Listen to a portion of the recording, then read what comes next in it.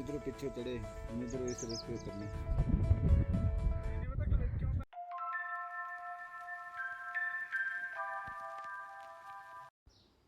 हर हर महादेव। तो जैसा कि आप लोगों को पता लग ही गया होगा कि हमारी ये यात्रा चूड़दार महादेव, जो कि शिवालिक रेंज और आउटर हिमालयाज़ की सबसे ऊंची चोटी पर स्थित है। तो मैं आपको इस वीडियो में बताऊंगा कि आप ये यात्रा कैसे कर सकते हैं और आपको इस यात्रा में किन किन चीज़ों का ध्यान रखना है। चूड़दार महादेव हिमाचल प्रदेश की डिस्ट्रिक्ट सिरमौर में विराजित हैं। सिरमौर पहुंचने के लिए हमने चंडीगढ़ से सोलन तक की बस यात्रा की और फिर सोलन से राजगढ़, फिर राजगढ़ से नौराधार के लिए आखिरी बस यात्रा हमें करनी पड़ी। तो ये सारे स्टेशंस पे आपको इजीली बस मिल जाएगी। चंडीगढ़ से नौराधार तक का सफ़र लगभग 4 घंटे का होगा। नौराधार से बेस कैंप का डिस्टेंस 6 किलोमीटर तक का है। तो हम नौराधार पहुंच के अगर आप ये इस बड़े से द्वार से अपना ट्रैक शुरू करते हैं तो ये आपको आपके लिए इजी रहेगा और इसका डिस्टेंस बेस कैंप तक लगभग 3 से 4 किलोमीटर तक का। हमने ये बड़े द्वार वाला ही रास्ता लिया था, लेकिन थोड़ी ऊपर जाके हमें लोकल्स ने बताया कि ये रास्ता बंद है, तो हम इस नीचे वाले रास्ते से ही आगे बढ़ रहे थे। नौराधार से आप टैक्सी में भी ट्रैवल कर सकते हैं। टैक्सी आपको दो तरह से मिल जाएगी।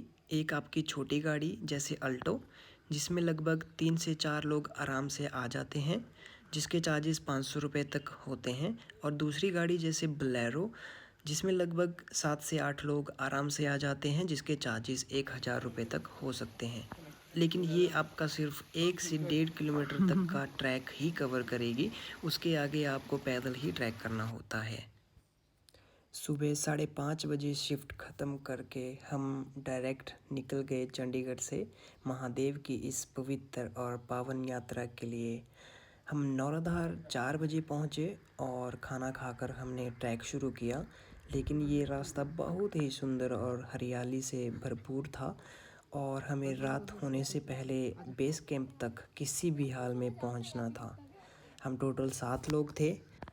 जैसा कि मैंने आपको पहले ही बताया कि ये वाला रास्ता बेस कैंप तक 6 किलोमीटर का है और इसमें सिर्फ एक ही कैफ़े है, जो कि हमें वो ऊपर घने पेड़ों के बीच दिख रहा था।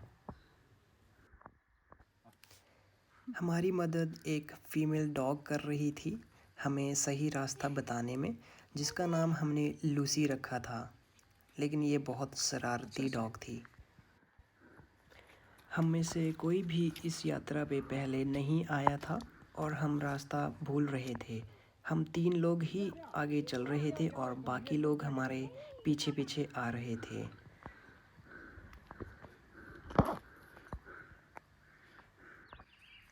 आप लोग यहाँ पे भी स्टे कर सकते हैं। इस होटल का नाम रुद्रा कैफ़े है। जैसे जैसे हम ऊपर चढ़ रहे थे, व्यूज़ उतने ही अच्छे और शानदार होते जा रहे थे।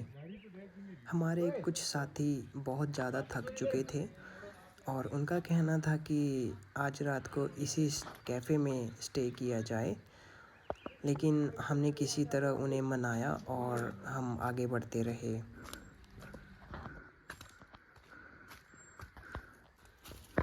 ये वाला पैच बहुत ही सुनसान और घना था। मैं अपनी ही धुन में आगे बढ़ रहा था, लेकिन जैसे मैंने पीछे मुड़ के देखा तो मेरे पीछे कोई भी नहीं था। लेकिन मैंने डिसाइड किया कि मैं चलता रहूँगा, क्योंकि हाँ, मुझे बहुत आनंद भी आ रहा था। शाम अभी ढली भी नहीं थी कि अचानक से मौसम बिल्कुल ख़राब हो गया और अभी भी हम 2 किलोमीटर दूर थे अपने बेस कैंप से। हल्की हल्की बूंदाबांदी शुरू हो गई थी और अंधेरा बिल्कुल होने ही वाला था। एकदम से बारिश शुरू हो गई।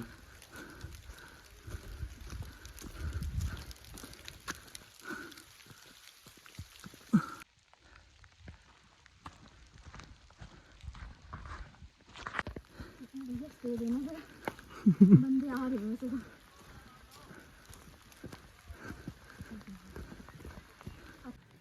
बारिश काफ़ी तेज़ हो गई थी जिससे कि मुझे रेनकोट पहनना पड़ा और मैं वीडियो रिकॉर्ड नहीं कर पाया। लेकिन हम अपनी पहली डेस्टिनेशन जो हमारा बेस कैंप था वहाँ हम पहुँच चुके थे। हमने 15 से 20 मिनट वेट किया लेकिन उनकी कोई खबर नहीं थी। आखिरकार हमें वो नज़र आ गए। यहाँ पहुँच के पता चला कि यहाँ पे किसी तरह का कोई नेटवर्क नहीं था, ना कोई लाइट थी। हम नरेश भाई जी के ढाबे में रुके थे जिसमें रात का खाना इंक्लूड था, सुबह का खाना इंक्लूड था और जिसके चार्जेस थे 250 रुपये पर पर्सन।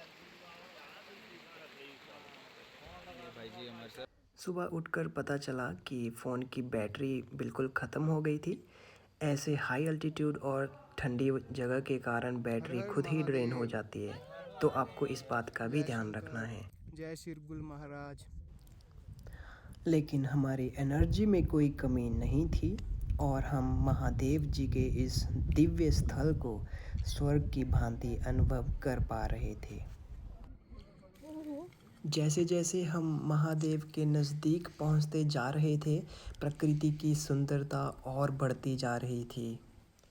सुंदरता क्यों नहीं होती जबकि हम शिवालिक रेंज की सबसे ऊंची पहाड़ी जो चढ़ रहे थे। ये हमारा दूसरा दिन था और हमने लगभग 7 से 8 किलोमीटर कवर कर लिया था, जिसमें सेकंड और थर्ड कैंप हमने ऑलरेडी कवर कर लिया था।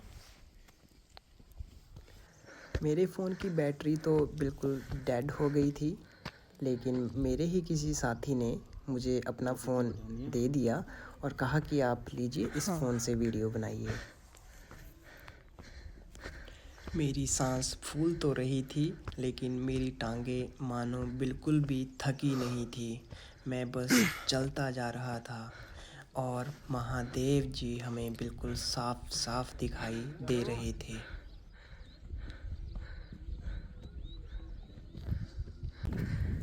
चूड़धार एक बहुत ही सुंदरता से भरपूर और रोमांचक ट्रैक है। भाई यहाँ से जंप है। सर दो जंप है भाई। अगर आप एक अच्छे ट्रैकर हैं तो ये ट्रैक का आखिरी भाग आपके लिए बहुत रोमांचक हो सकता है। पूरे ट्रैक का ये आखिरी भाग आपके लिए थोड़ा चुनौतीपूर्ण हो सकता है, तो आप दूसरे रास्ते से भी यात्रा कर सकते हैं, जिससे कि पहले आप सिरकुल महादेव और शिवलिंग के दर्शन मंदिर में जाकर कर सकते हैं।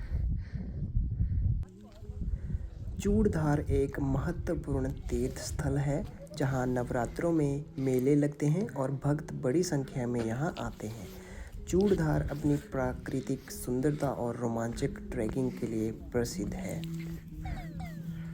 चूड़धार को चूड़ी चांदनी के नाम से भी जाना जाता है, जिसका अर्थ है बर्फ की चूड़ी।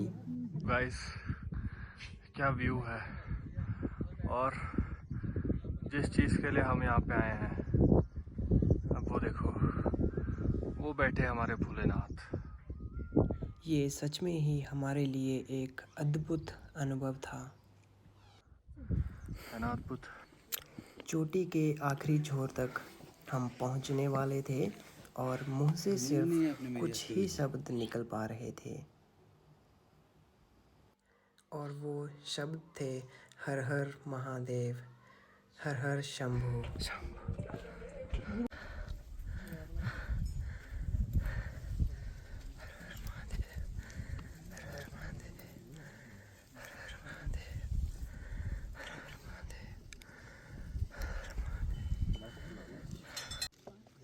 चूड़धार चोटी पर पहुंचने के बाद आपको चारों तरफ के अद्भुत दृश्यों का आनंद मिलेगा। यहां पहुंचकर आप प्रकृति की शांति का अनुभव कर सकते हैं।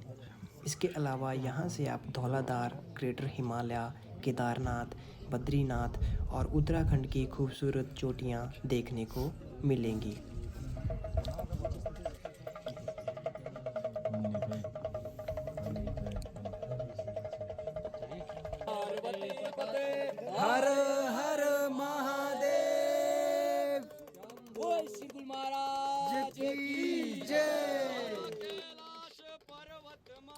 थोड़ी देर शिव जी के चरणों में बैठकर तो मानो जैसे सारे दुख कहीं गायब से हो गए। उसके बाद हम निकल गए मंदिर की ओर। नीचे आने पर भी लगा जैसे कि काश थोड़ी और देर ऊपर ही महादेव के पास बैठे रहते। वो ऊपर शिवजी की मूर्ति से मंदिर तक की दूरी लगभग 1.5 किलोमीटर तक की है और हम मंदिर पहुंचने ही वाले थे। तो यह है शेरगुल महाराज का मंदिर। लोकल्स बताते हैं कि यह मंदिर 5000 साल पुराना है। शेरगुल देवता, जो कि सिरमौर और शिमला के कुछ शहरों में देवता की तरह पूजे जाते हैं, और शेरगुल देवता को भगवान शिव का अवतार भी माना जाता है। यह एक पवित्र स्थान है, तो हर व्यक्ति का 1 लोटे जल से शुद्धिकरण किया जाता है। मैंने देखा मंदिर में फ़ोन का इस्तेमाल वर्जित है, तो मैंने फ़ोन बंद कर लिया। तो इसी के साथ हमारी ये यात्रा ख़त्म होती है। अभी मैं आपको बता देता हूँ कि आपको कौन कौन सी चीज़ें हैं जो आपको कैरी करनी है अगर आप इस ट्रैक पे जा। सबसे पहले आपको एक वाटर बॉटल कैरी करनी है, जिसे आप रास्ते में रिफ़िल कर सकते हैं। दूसरा, आपको रेन कोट अपने साथ ज़रूर कैरी करना है, क्योंकि यहाँ का वेदर बिल्कुल अनप्रेडिक्टेबल है। साथ में आप कुछ स्नैक्स, बिस्किट, कुछ खाने का सामान ज़रूर कैरी कीजिए। जैसे कि आपको पता लग ही गया होगा कि नेटवर्क इस ट्रैक में आपको मिलेगा नहीं, तो अपने साथ कैश लेके जाइए। अगर आप वीडियो बनाने के इच्छुक हैं तो पावर बैंक भी अपने साथ ज़रूर लेके जाएं। ये ट्रैक अक्टूबर, नवंबर, दिसंबर, जनवरी में क्लोज़ रहता है। जब विंटर्स बिल्कुल पीक पर होते हैं। इस ट्रैक को आप आराम से 3 दिन में कर सकते हैं। हमने बेस कैंप में ही 2 रात स्टे किया, और जिसके हमारे 7 लोगों के चार्जेस सिर्फ 3800 रुपये बना, जिसमें रात और सुबह का खाना इंक्लूड। तो अगर आपका बजट 2000 से 2500 रुपये तक का भी है, तो आप ये यात्रा आसानी से कर पाएंगे। मेरे द्वारा दी गई जानकारी अगर आपको अच्छी लगी हो तो चैनल को सब्सक्राइब करिए, शेयर करिए, और मिलते हैं जल्द ही न्यू वीडियो के साथ। हर हर महादेव।